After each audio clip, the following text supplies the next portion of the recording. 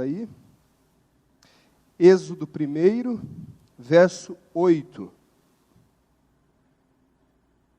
Então subiu ao trono do Egito um novo rei, que nada sabia sobre José. Disse ele ao seu povo: vejam, o povo israelita é agora numeroso e mais forte do que nós. Temos que agir com astúcia para que não se tornem ainda mais numerosos e, no caso de guerra, aliem-se contra nós e fujam do país. Estabeleceram, pois, sobre eles chefes de trabalhos forçados para os oprimir com tarefas pesadas. E assim os israelitas construíram para o faraó as cidades celeiros de Pitom e Ramsés. Todavia, quanto mais eram oprimidos, mais numerosos se tornavam e mais se espalhavam. Por isso os egípcios passaram a temer os israelitas.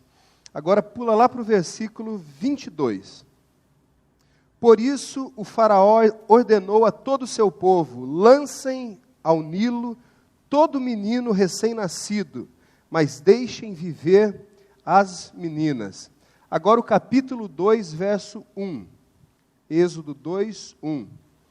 Um homem da tribo de Levi casou-se com uma mulher da mesma tribo, e ela engravidou e deu à luz um filho. Vendo que era bonito, ela o escondeu por 3 meses. Quando já não podia mais escondê-lo, pegou um cesto feito de junco e o vedou com piche e betume. Colocou nele o menino e o deixou no cesto entre os juncos, à margem do rio. A irmã do menino ficou observando de longe para ver o que lhe aconteceria. A filha do faraó descera ao Nilo para tomar banho. Enquanto isso, as suas servas andavam pela margem do rio. Nisso viu o cesto entre os juncos e mandou sua criada apanhá-lo. Ao abri-lo, viu um bebê chorando. Ficou com pena dele e disse: este menino é dos hebreus. Então a irmã do menino aproximou-se e perguntou à filha de Faraó: a senhora quer que vá chamar uma mulher dos hebreus para amamentar e criar o menino? Quero, respondeu ela. E a moça foi chamar a mãe do menino. Então a filha do Faraó disse à mulher: leve este menino e amamente-o para mim, e eu pagarei você por isso. A mulher levou o menino e o amamentou. Tendo o menino crescido, ela o levou à filha do Faraó, que o adotou e lhe deu o nome de Moisés, dizendo: porque eu o tirei das águas.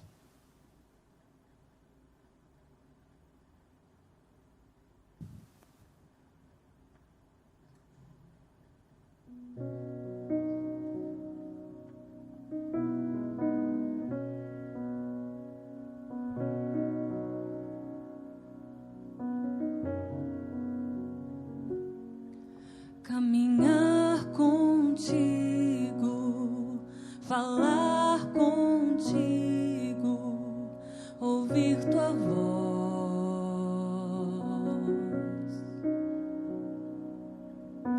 estar contigo, contar segredos, estar a sós.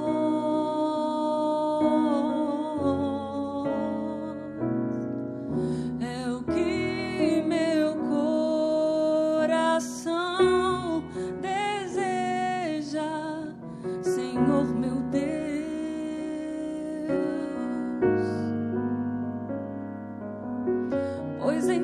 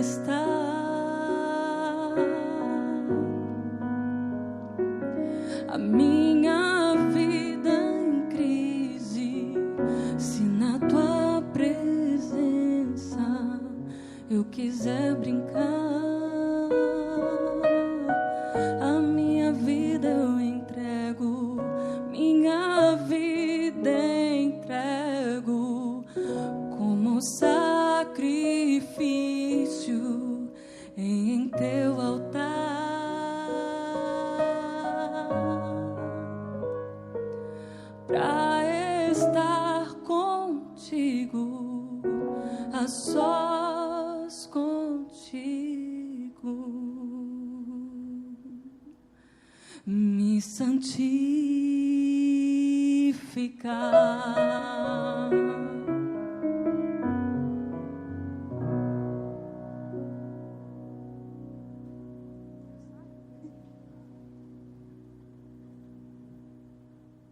Amém, irmãos. Deus seja louvado pela palavra cantada também que fala aos nossos corações. À luz do texto que nós lemos aí do livro do Êxodo, vai contar sobre a história do povo de Israel, onde por mais de 300 anos o povo de Israel, agora residente no Egito, vive uma vida praticamente estabilizada, podemos dizer, vive uma boa vida, confortável, mas aquela nação ela começa a crescer, ela começa a se desenvolver, e isso traz para os governantes, os governadores, para Faraó ali do Egito, um certo temor. Nos versos anteriores, aqui do livro do Êxodo, no início do capítulo 1, nós vamos encontrar agora uma dinastia diferente daquela que conhecia José. José já não é tão conhecido mais como antigamente. Agora, aquela dinastia, aquele rei que conhecia José, que conhecia os feitos, o legado de José, já não é mais tão grato assim aquilo que José havia realizado no Egito. Não estava mais no poder, então os governantes que não conhecem mais a história de José, os novos faraós, agora as suas descendências, começaram a oprimir o povo de Israel ali naquele lugar, ali no Egito. E é neste ambiente que nós diríamos que até mesmo um ambiente antagônico, surge uma mulher, aparece uma mãe, que é a mãe de Moisés. O texto bíblico vai dizer que ela engravidou e ela deu à luz a uma criança. Um ambiente que Faraó havia decretado, foi um decreto do rei, de que todas as crianças nascidas agora do sexo masculino deveriam ser jogadas dentro do rio Nilo. Meus irmãos, conhecendo muito bem o gênero humano, o que vai na cabeça do ser humano, a maneira como que o homem pensa, nós podemos imaginar o quadro emocional daquela mãe, o quadro emocional daqueles pais, diante daquele decreto de Faraó. No dia em que aquela criança nasceu, se esperava ser um dia de alegria, mas talvez muitas crianças israelitas eram encobertas, eram escondidas. Os seus pais faziam de tudo para esconderem os meninos. Mas a gente sabe como é o ser humano, e muitas das vezes o ser humano é mau, a sua índole é má. Eu imagino uma família que teve o seu filho perdido, lançado ao rio, agora tem o seu vizinho que tem um filho que é poupado. Eu imagino que essa família enlutada deve pensar da seguinte maneira: por que eu perdi o meu e o dele agora está sendo poupado? Por que a desgraça chegou em minha casa, em meu lar, e na casa do vizinho há alegria, há choro de criança, há preservação da vida? É aquela ideia de que se o mal acontece comigo, por que o mal não pode acontecer então com quem está perto de mim, com os outros também? E é incrível como as pessoas não se agradam quando vê a prosperidade no outro. É incrível como as pessoas não se agradam quando veem e podem contemplar a felicidade do outro, a satisfação das outras pessoas. É incrível como muitas pessoas não conseguem ver e aceitar que Deus está abençoando o outro, que o outro está sendo preservado. Muitos não conseguem se regozijar, muitos não conseguem se alegrar quando o milagre acontece na casa do lado. Quando dentro de suas casas há o problema, há a dor, há o sofrimento, há alguma dificuldade. O choro de Moisés ecoa naquela casa. Quando nasceu, não foi apenas um sinônimo de alegria, uma nota de alegria para sua mãe, mas aquilo gerou uma imensa preocupação no seio daquela família, quando disseram que era um menino. Pesava o terrível decreto do governador, e aquela mãe sabia que mais cedo ou mais tarde o seu filho viraria comida de crocodilo. O texto, então, vai dizer que a mãe de Moisés percebeu que Moisés era muito bonito. Ela percebeu que existia uma formosura diferente naquela criança. O texto, o escritor de Hebreus, nós não temos a informação de quem foi que escreveu essa carta aos Hebreus, mas lá em Hebreus, no capítulo 11, verso 23, vai atestar o sentimento dos pais de Moisés, daquela família. Hebreus 11, 23, pela fé Moisés, recém-nascido, foi escondido durante 3 meses por seus pais, pois estes viram que ele não era uma criança comum e não temeram o decreto do rei. Quando seus pais viram aquela criança, não foi simplesmente uma experiência da maternidade, uma experiência da paternidade, mas nós cremos que através da fé, aquela foi uma experiência espiritual, uma experiência religiosa. Não foi apenas a percepção de uma mãe vendo pela primeira vez o seu filho, o pai vendo pela primeira vez o seu bebê, mas houve ali uma expressão de adoração aos olhos de Deus. Aquele menino era formoso. Então aquela mãe, ela decide em seu coração, em sua mente, ela diz, eu estou disposta a ir às últimas consequências para preservar a vida do meu filho. Aquela mulher que vive agora num período muito complicado da história de Israel, ela se levanta como uma das mulheres mais extraordinárias, mais bem-sucedidas da história cristã. Uma mãe extremamente bem-sucedida. Ela vive num contexto de tempos difíceis, um período complicado, mas aquela mãe entra para a história com 3 dos seus maiores líderes, se referindo ao cristianismo. Nós podemos imaginar as qualidades daquela mãe, as qualidades daquela mulher, a mãe extraordinária que ela se tornou. Mas às vezes a nossa mente limitada, nós como seres humanos, nós criamos dentro de nossas mentes algumas ideias estranhas e esquisitas. Nós imaginamos que feitos extraordinários podem ser operados, podem ser feitos apenas por pessoas extraordinárias na história. Nós imaginamos que os grandiosos feitos são feitos pelos gênios, por pessoas imprescindíveis, e a história da humanidade vai nos demonstrar que não é assim. A história bíblica, a narrativa bíblica vai demonstrar para a gente, vai mostrar para a gente, nós observamos através da Bíblia, que Deus, Ele usa pessoas simples, pessoas comuns, mas estas pessoas comuns que fizeram coisas extraordinárias, porque creram, confiaram num Deus que age acima do extraordinário. Agora, por que aquela mulher foi tão bem-sucedida? Por que Joquebede foi uma mãe tão bem-sucedida no seu tempo? Eu creio, meus irmãos, que ela soube disciplinar os seus filhos. Joquebede soube disciplinar os seus filhos. Aí você vai perguntar, onde que está isso? Aonde está registrado isso? É só ler o texto. Aqui nós temos essas informações, aqui nós percebemos a disciplina daquela mãe para com os seus filhos. Joquebede, vendo toda aquela situação, até mesmo uma situação de morte, ela cria em sua cabeça, cria em seu coração um plano. E ela começa a planejar o que ela poderia ser feito para salvar o seu filho. Ela começa a planejar então, a preparar um lugar para colocar aquele bebê, o seu pequeno bebê. A Bíblia vai nos dizer então que ela prepara um cesto que ele não afundasse no rio Nilo. Ela vai então atrás de papiros, de juncos, de folhas secas, e ela começa então a entrelaçar, a fazer um trabalho manual com aquelas folhas secas. Eu fico imaginando aquela mãe em seu lar, sentada ali em sua cadeira, no sofá de sua sala, preparando aquela cesta para o seu bebê. E a sua irmã, a irmã de Moisés, a outra filha, está ali só observando a mãe trabalhando. A filha mais velha está observando.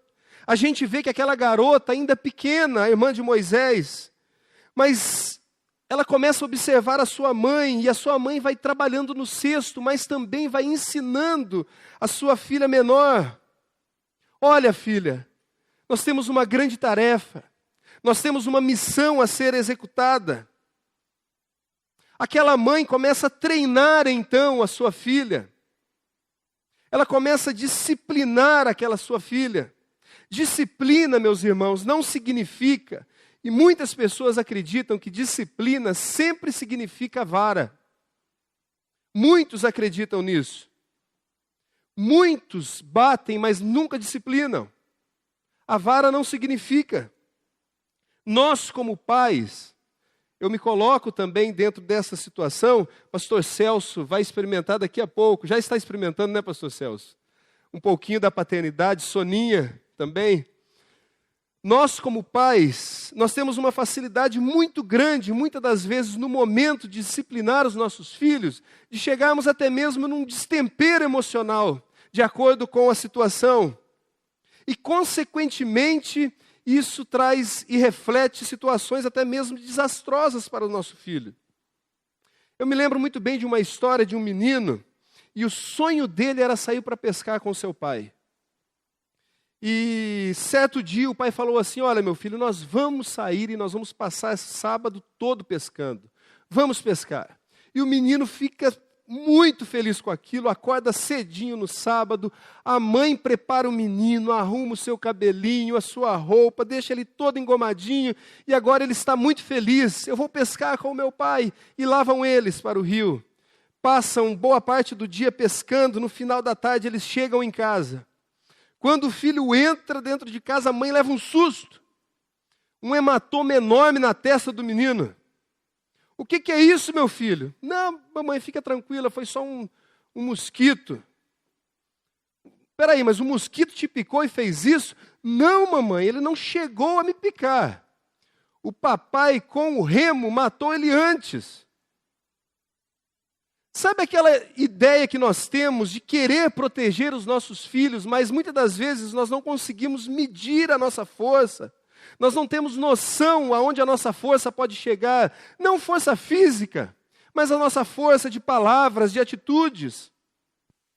Às vezes nós, como pais, nós temos o desejo de caminhar sempre com os nossos filhos, de encaminhá-los, de termos os nossos filhos obedientes, e isso alegra o nosso coração, alegra o coração do nosso Deus. Em vez, então, de disciplinar os filhos, nós acabamos tendo esses excessos demasiados com frequência e desnecessário, causando um problema ainda maior no futuro. Disciplinar, meus irmãos, é uma palavra parente de uma outra palavra muito conhecida em nosso meio, que é a palavra discipular. Disciplinar vem da mesma raiz da palavra discipular. Disciplinar é discipular, é treinar para uma tarefa, é preparar para uma missão, é preparar para um objetivo. É os pais com sabedoria olhando lá na frente, com a ajuda do Senhor, e preparar assim os nossos filhos para esta missão lá na frente. Quando o pai, quando a mãe discipula, ela está preparando o seu filho para atingir este objetivo tão desejado. E esta mãe, esta mulher que disciplina os seus filhos, eu fico imaginando ela orientando a sua filha: olha, minha filha, faz direitinho. Presta atenção no que eu vou te dizer, você pode ler todo o capítulo depois. Quando você ver as filhas de Faraó chegando, fique atrás dos arbustos ali à margem do rio Nilo, mas não deixe eles te verem. E quando elas chegarem para o banho, você olha de longe, e na hora que alguém pegar o cesto, você corre até lá, e lá você diz assim, diz assado, age dessa maneira, mas tome cuidado. Não demonstre nenhum nervosismo, vá com calma. Nós não podemos perder o seu irmão. Nós estaremos perdidos, toda a nossa família vai se perder se eles descobrirem esse nosso plano. Mas vai tranquila, vai dar tudo certo, Deus está contigo. Aí a menina, ainda sendo muito pequena, muito novinha, vai e faz tudo direitinho, conforme a orientação de sua mãe. Pais bem-sucedidos orientam muito bem, mas mais importante do que orientar bem seus filhos são mães, são pais que transmitem aos seus filhos a palavra de Deus. Meus irmãos, conselhos são ótimos. Bons conselhos são bons, mas melhores são os conselhos de Deus. Melhor do que uma boa orientação é a orientação que vem de Deus. Nós sabemos que Moisés, você sabe disso, Moisés foi o autor dos 5 primeiros livros da Bíblia: Gênesis, Êxodo, Levítico, Número e Deuteronômio. Até a idade de mais ou menos 80 anos não existia escrita. Moisés nunca teve acesso a nada escrito da Bíblia. Da onde Moisés tirou isso? Não existia nada impresso. Eram apenas histórias contadas através de uma tradição oral. Mas nós cremos, meus irmãos, que a sua mãe, Joquebede, passava horas ensinando aquele menino, recitando experiências que outrora ela tinha ouvido de sua mãe, de sua avó, e isso, esse legado espiritual, ela passava para os seus filhos. Ainda com as dificuldades do povo de Deus, ainda com a dor que a nação estava enfrentando, Joquebede cria naquelas histórias. Ela cria que Deus se manifestava ainda através daquelas histórias contadas. Ela cria e ela via as promessas de Deus naquelas histórias. Ela cria na palavra de Deus. Enquanto toda a nação tinha todas as razões do mundo para descrer numa promessa, ela cria. Ela tinha diversas razões para crer. Deus havia dito a Abraão que o povo de Israel seria reduzido à escravidão. Deus havia dito a Abraão que o povo sofreria no Egito. E isso significaria muita dor, muito sofrimento. Mas Deus disse ainda, da semente de Abraão iria se multiplicar. Joquebede no seu coração sempre se lembrava disso, o povo vai sofrer. Mas da semente de Abraão a nação irá se multiplicar. Aquela mãe, no momento de desespero, vendo as coisas acontecerem de acordo com a palavra de Deus, isso trazia um conforto muito grande para o seu coração. As promessas de Deus eram reais em seu coração, em seus pensamentos. Ela resiste a todo aquele sofrimento nacional, porque ela dizia lá no íntimo da sua alma: a palavra de Deus não falha, as suas promessas não falham. Isso é promessa de Deus. Agora, meus irmãos, é muito ruim quando a gente começa a construir dentro de nossas mentes uma teologia com base na palavra de Deus, mas essas teologias, elas não estão assim tão entrelaçadas na palavra de Deus, e nós devemos tomar muito cuidado com o que nós ouvimos. Nestes tempos de isolamento social, nós somos bombardeados o tempo todo por textos, vídeos, áudios, até mesmo cultos, músicas. Nós temos que tomar cuidado com as fake news gospel. Muitos creem naquilo que estão ouvindo. E realmente as pessoas se sentem abençoadas com aquilo tudo. Mas o problema é muito sério quando a pessoa não tem o discernimento espiritual para separar o que é bom e o que não é. Porque normalmente há alguma coisa boa no conteúdo, mas no fundo sempre vem alguma coisa que não é tão bom assim. Muitos não conseguem discernir então o que é bom e o que não é. Nós temos dificuldade, por exemplo, para discernirmos uma nota de dinheiro falsa. Você sabia que no Brasil a nota mais falsificada é a nota de R$50? Ninguém falsifica a nota de R$2. Agora, eu pegando uma nota de um papel, uma nota de R$50, eu não sei dizer se ela é falsa ou verdadeira. Vocês sabiam que as pessoas que mais sabem fazer isso não são as pessoas que trabalham no Banco Central nem na Polícia Federal. São caixas de supermercado. Por que eles têm essa facilidade? Porque estão o tempo todo lidando com dinheiro. O tempo todo pegando em notas. Na hora de receber o dinheiro, na hora de dar um troco, na hora que ela pega o papel, ela fala: opa, tem alguma coisa diferente nisso aqui. Essa nota é falsa. Mas quando nós, os leigos, olhamos para uma nota falsa, a gente não consegue identificar que ela é falsa. Porque ela é muito semelhante com a nota verdadeira. A mentira nunca vem de maneira descarada. ela nunca se apresenta diretamente para a gente, ela sempre vem embutida com um pouquinho de verdade. Ela sempre vem no bojo. Ninguém falsifica uma nota de R$ 79. Por quê? Porque isso não existe.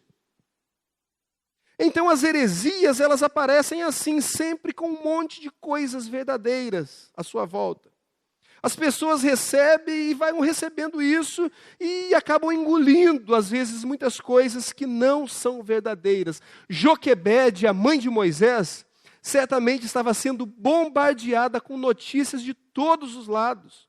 Falsas teologias acerca de Deus. Mas Joquebede, em meio àquilo tudo, ela continua crendo em Deus.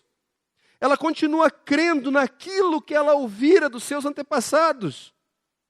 Está num contexto de morte, mas no seu ventre há uma criança que vai ganhando espaço a cada dia. O seu ventre está sendo preenchido por aquela criança. Ela sabe que à luz do decreto de Faraó, lá na frente, se for menino, é morte.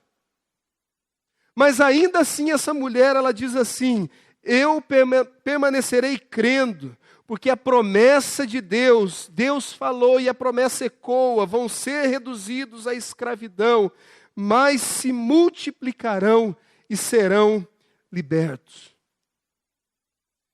Moisés, como eu disse anteriormente, escreveu os 5 primeiros livros da Bíblia. Mas não porque ele aprendeu essas coisas no Egito. No Egito, Moisés teve contato com os melhores professores. Mas não foi com eles que ele aprendeu isso tudo. Moisés escreveu os 5 primeiros livros. Eu tenho certeza que ouvindo dentro de casa a palavra de Deus, ouvindo as histórias acerca de Deus, dos grandes livramentos do seu povo, foi em casa que Moisés aprendeu. Chega então agora o momento que Moisés, já grande, foi entregue à filha de Faraó, e agora ele vai viver no reino de Faraó, na corte de Faraó, no palácio. Ele teria agora os melhores mestres, os doutores estarão lá, os melhores professores. E esta passagem de Moisés agora para os compartimentos do rei é muito parecido quando um adolescente em nosso tempo, um jovem, vai para a universidade. Ele sai de um ambiente mais caseiro e agora adentra para a universidade. E lá ele é bombardeado com muitas informações. Lá ele tem contato com os melhores mestres, com a melhor educação, mas com ideias completamente diferentes daquilo que às vezes ouvem aqui na igreja. Daquilo que realmente está escrito aqui na palavra de Deus. A história paralela vai nos dizer que neste tempo foi um grande momento da descoberta astronômica dos egípcios. Eles criam em coisas assim muito esquisitas, coisas muito espantosas. Um dos estudos de Moisés, certamente, e isso foi um grande estudo realizado pelos egípcios, falando sobre como surgiu o universo. E os egípcios, e eles ensinavam isso em seus estudos, eles criam que o universo havia sido criado através de um grande ovo. Um grande pássaro botou esse imenso ovo. Vocês imaginam o tamanho dessa galinha? Esse grande pássaro botou esse ovo que deu origem ao nosso universo. Isso era ensinado nas escolas no Egito. Uma outra teoria que eles tinham era de que o universo havia sido formado debaixo de um casco de uma tartaruga gigante, que as estrelas eram furos no casco dessa tartaruga. Olha que absurdo, meus irmãos. E Moisés está ali recebendo, porque isso era a melhor instrução dos egípcios. Ideias assim completamente fora da realidade, à luz da palavra de Deus. Moisés vai para a universidade e sai de lá, sabe como? Com a mesma fé que entrou. Ele vai e volta crendo da mesma forma que ele cria. Sabe por quê? Porque ele foi treinado por sua mãe. Ele foi criado com base na palavra de Deus. Joquebede, então, meus irmãos, é um exemplo extraordinário de mãe. E a última razão que eu gostaria de compartilhar com vocês nesta manhã, aquela foi uma mulher que recusou olhar para o seu ventre e achar que estava gerando filhos para a morte. Aquela mãe recusou entregar o seu filho para um destino estabelecido pelo inimigo de Deus. Aquela mãe, ela recusou entregar o seu filho para o inimigo do povo de Deus, para o inimigo das promessas de Deus. Eu não tenho dúvidas que aquela mãe orou muito pelo seu filho. Ela orou muito por aquele bebê. Ela lutou. Ela recusou entregá-lo para a morte. Pais que têm os seus filhos distantes, não desistam. Recusem todos os dias entregar os seus filhos para a morte. Não aceitem essa derrota, continuem orando, continuem clamando, crendo, pedindo a Deus para que seus filhos encontrem o plano abençoado de Deus para as suas vidas. Não desistem. O maior desejo de um pai, o meu maior desejo como pai, é, com certeza, ter o meu filho bem-sucedido, e vocês, pais que estão aí me ouvindo neste momento, nessa manhã, esse deve ser o seu maior desejo, ter o seu filho bem-sucedido. Mas, meus irmãos, não nos iludamos. Nós não podemos nos iludir. O que de fato é ser bem-sucedido? É ser grande no Egito? É ser braço direito do governador? É ser exponencial na sociedade? É ser o melhor na faculdade? Ou é ser bem-sucedido diante do Senhor? É ser bem-sucedido diante da palavra do Senhor, é crer em sua palavra e praticar a sua palavra. Pais, não abram mão dos seus filhos, sigam o exemplo dessa extraordinária mãe, a mãe de Moisés. Pais exemplares lutam por seus filhos. Sabe como que eles lutam? Em oração. Joelhos dobrados, lutam ensinando a palavra de Deus. Há muitos pais, infelizmente, que entregam seus filhos usando bandeja de prata às drogas, ao álcool. Você sabia que a grande parte dos alcoólatras, ninguém fica bêbado tomando um golinho. Grande parte dos alcoólatras, eles começaram com um golinho, geralmente vendo o pai tomando socialmente. Não entregue seu filho em bandeja de prata para o inimigo, ao álcool. Não faça isso. Meus irmãos, que Deus nos abençoe. Que Deus faça reverberar esta palavra, este exemplo de Joquebede em nosso coração. Que Deus nos abençoe no ofício da paternidade, da maternidade. Que tenhamos, de fato, sabedoria bíblica na palavra para prepararmos os nossos filhos para enfrentarem o dia a dia, o mundo lá fora. Muitos crocodilos estão lá fora esperando os nossos filhos. Mas antes disso, nós devemos preparar o lugar. A exemplo de Joquebede, nós temos que preparar o cesto, nós temos que pegar as palhas secas, as folhas de junco. Nós temos que preparar a cestinha deles com todo carinho, com todo amor.